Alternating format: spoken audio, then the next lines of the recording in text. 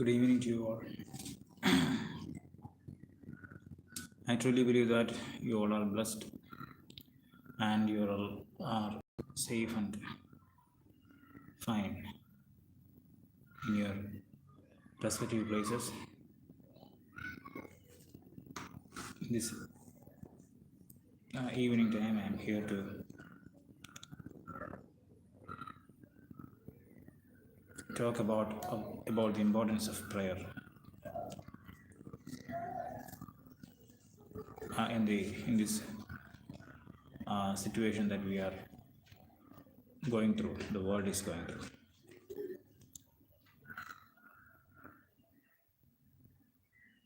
Many of us are safe and secure in our own homes and in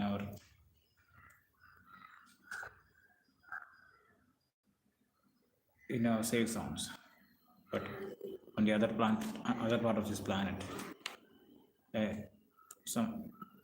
a lot of people are suffering and they are in agony because of the war that is going on there. People lost their peace and comfort in their life. We all know the situation, what is going on in the Middle East. But as Christians and those who believe in God, we know that nothing will happen in the history without the knowledge of sovereign God. Whatever be the situation, whatever worst be the human conditions, we need to know that God is in control. So, what we have to do, even if it is not, the war may not affect our nation directly, as fellow humans and as a praying community, we have an obligation to pray for those who are suffering on the other side of this planet. So prayer is a very important thing in our life, because the God that we serve is a sovereign God, and He is able to change the situations.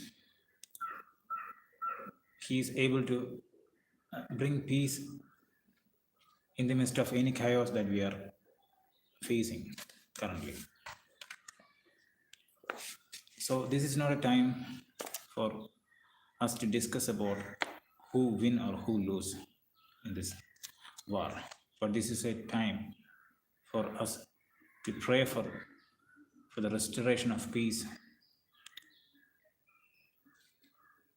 and happiness in the world. So we have an obligation to pray for the people. I am here not to conduct a public prayer, or I'm not here to conduct a public prayer, but I'm here to tell you about the importance of prayer at this particular time. When you look into the Bible, we know that there will be wars, there will be tensions and problems between nation against nations. It will happen. Jesus has already told about it in the scriptures. When disciples came up to the Lord and asked Him, "What are the signs for your second coming?" Jesus clearly tells us about what will happen, or what are the signs of His coming. So, for those who believe in the Lord, You don't need to worry whether you are in a nation which is affected by the war, or you are in another place. You need to know that things are changing. Things are changing, and you have to understand that this is a particular time that we need to think about the coming of the Lord. And it is very obvious these days. It's very obvious. Of course, we need to pray for the peace of this world, but at the same time, we need to be ready. We need to be ready to meet the Lord in our life. Prayer is very important. And as we read in the scriptures, the heart of a leader is like a brook in the hands of the Lord. He can change it into his own, the direction that he wants. So the great leaders in the world, we need to pray for them, that their words and their actions matters. And whoever are they, or what are they doing, whatever they do, we truly believe that only the intentions of the Lord will prevail. That is another fact that we also need to understand in this situation. We also need to realize a remembrance at this point. Because as we say, man proposes and God disposes. Whatever plans and actions that human beings do, only the will of God will prevail at any situations in our life. So we don't need to worry about this so much, but we need to pray for those who are war-stricken, those who are affected.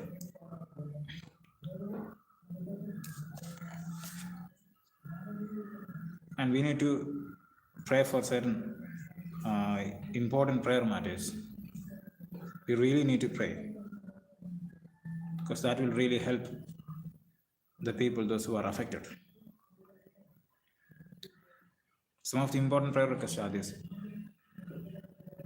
First of all, we need to pray for the protection of the civilians. We need to pray for the safety of the innocent civilians, especially children, families, and those who are caught in the conflict. We need to pray for them. Those who are affected in this conflict, we need to pray for them. Mostly they are innocent civilians. They have varied opinions about this war. They may have different opinions about this war. But they are innocent people. Many of them have died. So we need to pray for them.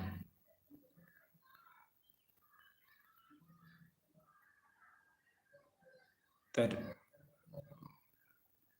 God may protect them from this warfare. You know, innocent children are dying. You and your family are just staying in your home, and some 200 people around you, maybe your neighbors, including your neighbors, your friends, and everyone. Suddenly, a ballistic missile is coming and falling into your midst. What will be the situation? People will die suddenly, and that will be a very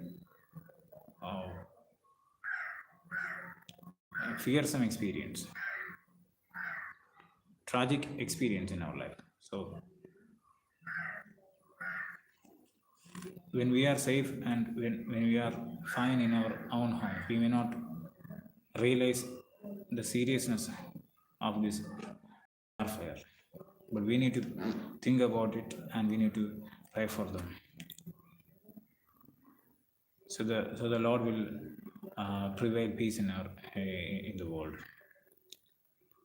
Another point is leadership and wisdom. Ask God to guide leaders and politicians to seek reconciliation and peaceful solutions. See, many of these problems can be solved through, conversations,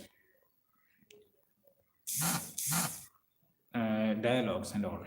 But many times it is not happening. So we need to pray for leaders, for great leaders of this world, for God's intervention in their life to change their way of thinking, and to ask God for guidance for leaders and politicians to seek reconciliation and peaceful solutions. Other things, we need to pray for the end to violence. In a war, we see a lot of bloodshed, a lot of hostilities in the region. We need to pray for those areas, those places, for an end to the violence that is happening there. And the amount of violence is unbearable and is beyond our imagination. When we see the smoke and everything is going up to the sky, and that's a very difficult thing for us to watch. And then how much it will be affecting for the people, those who are living in those places, and they are absolutely hopeless about the future. So we truly need to pray for the end of the violence that is going on right now. We are obliged. We have obligation to do that. And also we need to pray for the healing and restoration of those places. There are a lot of people are wounded. A lot of people are hospitalized. They don't have any comfort thinking about their life, about their future, about their families. They are totally in an uncomfortable situation. Nobody can comfort them. Only God can comfort them. So we can pray for them. We need to pray for them. Well, we also need to pray for justice and fairness. Pray for justice, fairness, and equality for all people in the Middle East. We need to pray for the whole nations and communities, those who are in those areas, those regions in the Middle East, for justice, for equal justice for all of them. We need to pray for reconciliation and unity. Ask God to bring people together, fostering understanding, respect, and unity among different faiths and communities. We live in a world where we have different faiths, we have different rituals and religions and many things. There is cultural diversities. There is religious diversities in this world. So how can we coexist in this world? That is what we need to think. So we need to have peaceful interfaith dialogues. We need to really have a religious tolerance in this world. So otherwise we will not be able to move forward as a peaceful world. So these religious tensions are, really making this world into the wars and chaos. So we need to pray that those religiosities should go away from these places, and for unity among people of different faiths. At the same time, we need to pray for the safety and effectiveness of the aid workers, journalists, and those who are providing humanitarian assistance. There are a lot of people in this warfare, those who are serving these wounded people, those who are affected in this war. So we also need, their lives are also very important. So we need to pray for them also, for all those relief workers. We need to pray for them. So these are the very important prayer matters that we need to pray. I'm just telling my viewers to eagerly pray for these people, those who are living in the Middle East. And I'm not here to pray for them, because I think it is a showy thing to come up to the online platforms and praying. We need to pray in our we need to pray privately, and we need to conduct prayers in our churches, in our homes. That is all good, but you don't need to come up and pray about these things in the YouTube. But I'm doing this video in order to make an awareness, to conscientize people about our obligation to pray for those who are affected in the war.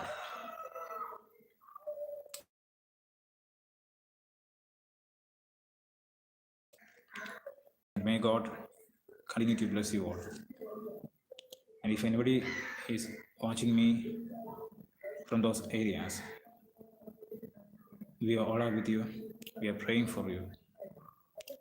Definitely God will change the situation, change this around. Like God can turn around these situations that we are going through. May the Lord do that quickly. Jeremiah 30 verse 17 says, "But I will restore you to health and heal your wounds, declares the Lord." The Lord is someone who restores our health and heal our wounds. So if you are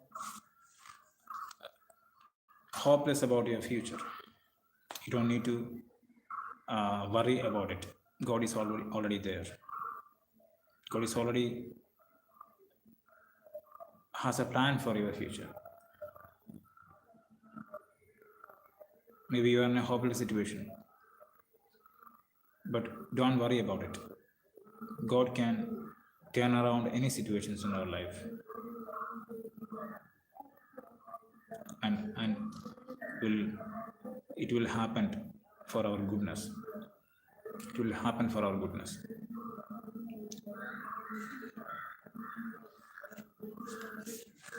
And may God bless you.